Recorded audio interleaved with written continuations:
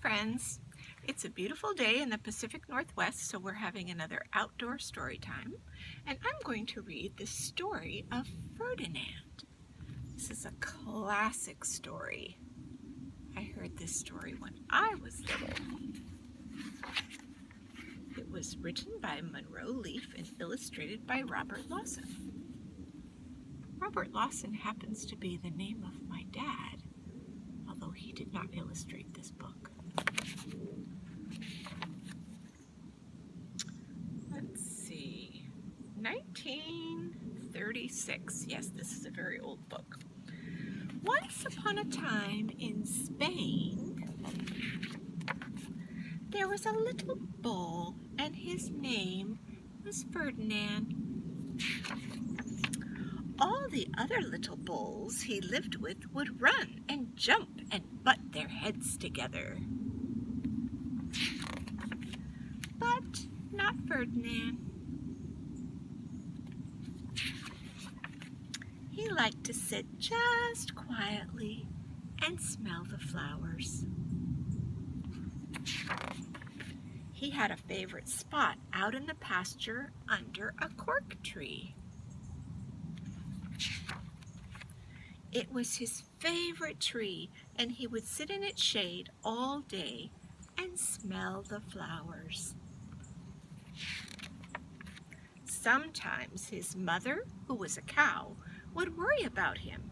She was afraid he would be lonesome all by himself. "Why don't you run and play with the other little bulls and skip and butt your head?" she would say. But Ferdinand would shake his head. "I like it better here, where I can sit just quietly and smell the flowers." His mother saw that he was not lonesome, and because she was an understanding mother, even though she was a cow, she let him sit there and be happy. As the years went by, Ferdinand grew and grew until he was very big and strong. All the other bulls who had grown up with him in the same pasture would fight each other all day. They would butt each other and stick each other with their horns. What they wanted most of all was to be picked to fight at the bullfights in Madrid. But not Ferdinand. He still liked to sit just quietly under the cork tree and smell the flowers. One day, 5 men came in very funny hats to pick the biggest, fastest, roughest bull to fight in the bullfights in Madrid. All the other bulls ran around snorting and butting, leaping and jumping, so the men would think they were the very, very strong and fiercest ones and pick them. Ferdinand knew that they wouldn't pick him, and he didn't care, so he went out to his favorite cork tree to sit down. He didn't look where he was sitting, and instead of sitting on the nice cool grass in the shade, he sat on a bumblebee.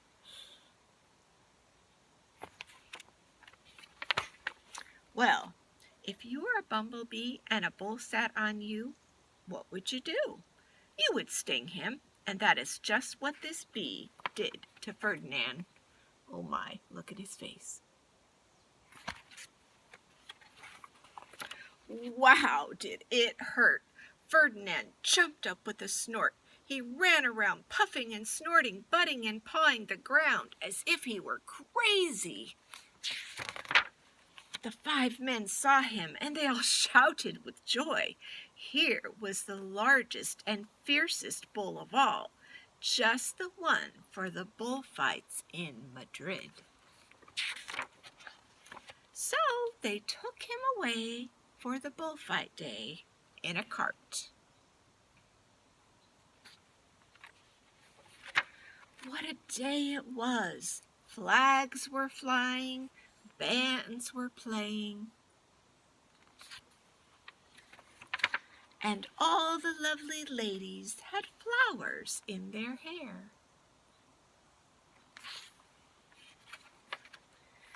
They had a parade into the bull ring.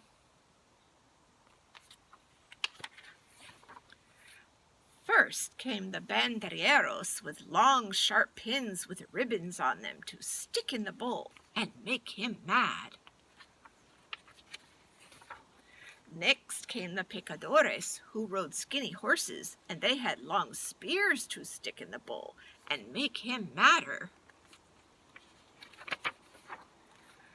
Then came the matador, the proudest of all. He thought he was very handsome and bowed to the ladies. He had a red cape and a sword, and he was supposed to stick the bull last of all.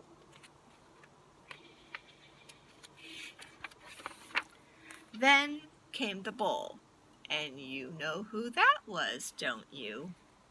Ferdinand.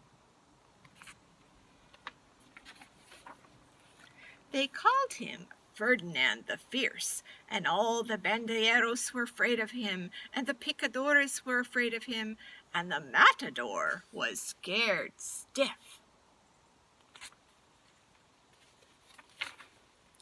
Ferdinand ran to the middle of the ring, and everybody shouted and clapped because they thought he was going to fight fiercely and butt and snort and stick his horns around.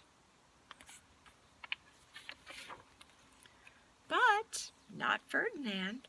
When he got to the middle of the ring, he saw the flowers and all the lovely ladies' hair, and he just sat down quietly and smelled.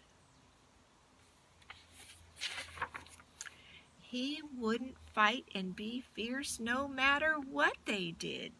He just sat and smelled, and the banderilleros were mad, and the picadores were madder, and the matador was so mad he cried because he couldn't show off with his cape and sword.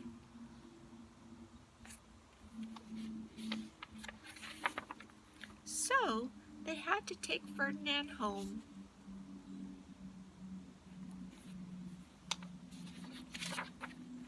And for all I know, he is sitting there still, under his favorite cork tree, smelling the flowers, just quietly.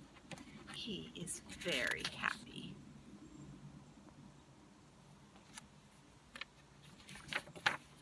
The end. I'm very happy for Ferdinand, aren't you? Okay, that's the end of our story for today, and I hope you get to go outside sometime today and enjoy some nature, and I will see you again soon. Bye, friends.